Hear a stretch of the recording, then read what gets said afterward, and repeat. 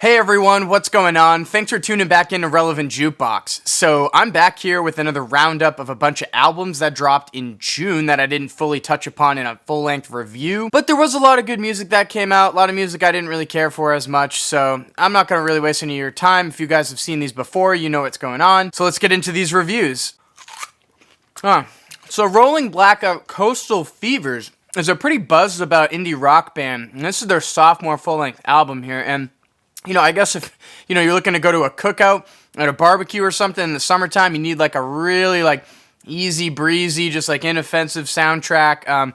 This could be the album for you. However, I will fully warn you before we go into this, it could cause rolling blackouts just based on how boring it is. Joyce Manor have dropped a batch of demos titled Songs from Northern Torrance. I guess if you're, a super fan and you want to hear some bad versions of some classic Joyce Manor songs, I guess check it out. But honestly, I didn't really find anything that was on here to really feel like I had to listen to it, even as a big Joyce Manor fan. Newest album from Amnesia Scanner over here, Tearless. This is a band that I'd never really even heard of before, but to be honest with you, the music sounds like what the album cover looks like. Just absolute shit. Like somebody walked into a Spencer's and threw up. So Deep Down Happy is the debut album of this new indie rock band Sports Team. And, the album overall is just okay. It's pretty decent. Some cheery indie rock going on here. But, there isn't really much flavor or personality to it overall. It kind of comes off to me like a very watered down version of Parquet Courts or something like that. But,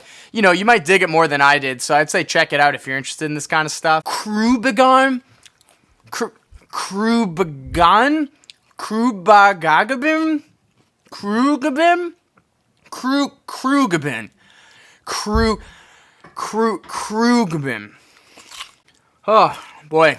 So Teyana Taylor, the album, a pretty bold name for her record over here, but there's just absolutely nothing interesting going on about it overall. She's not really that great of a singer, if I'm being honest. If she didn't have that Kanye West co-sign a couple years back, I don't even think anybody would even know who this is. Grime MC, this is the fourth full-length album from JME, and I kind of like this guy overall.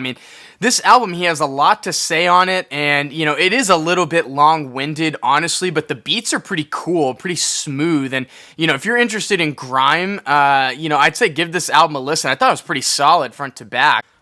I actually liked a track off of this album, Pardon Me, that featured Future. I thought that song was pretty catchy, but mainly thanks to Future, and the beat was pretty cool, but man, the rest of this album is just wallpaper galore. I'm not really quite sure what Yachty can do to change up his formula at this point to remain relevant, unfortunately. Newest album from the New York MC Mike over here, Weight of the World, could be his best one yet overall, or at least his most consistent. He's still sticking in the same lane that he's kind of always operated in here, but, there is not as much of a drop-off in quality across the track lists. I don't know, I just kind of want to see him maybe try to step outside of his comfort zone a little bit more the next time around. I know I'm going to get some flack for this one, but have we just collectively lowered our standards as far as, interesting singer-songwriter albums go? Because, this Phoebe Bridgers album over here, I see it getting comparisons left and right to Elliott Smith, and it just does not come off like that to my ears. This is some of the most bland sounding singer-songwriter music I've heard in a long time. On the one hand, yes, she can convey a story with metaphors pretty effectively through her lyrics, but in the music itself is just this watered down and boring. Where's the rest of where my enjoyment comes from on this album here? So this is the newest full-length album from electronic producer upsammy titled Zoom, and man, it's just a pretty boring electronic album overall, I think. Some cool sounds that are used on here, but the progressions of these tracks are just so flat and boring, honestly. So the newest album from Vile Creature over here, Glory, whatever.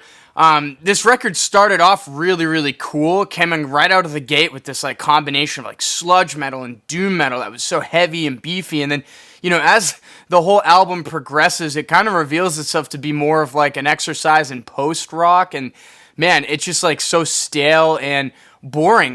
There's just not really much payoff to listen to these tracks that stretch over like 12 minutes. And rounding out this batch of albums for the month of June, I wanted to give you guys an update on other stuff I've been listening to. Kind of forgot to do that last month, so the I.L.Y's Scum Without Boundaries. Now, this is a record that recently grew on me a lot more from the first time I initially heard it. It might have been because when I was reviewing that Dope Body album that came out earlier this year, but, you know, I think, you know, Zach Hill and Flatlander were really onto something with these I.L.Y's records, and Scum Without Boundaries has revealed itself to me to be the best one of the bunch.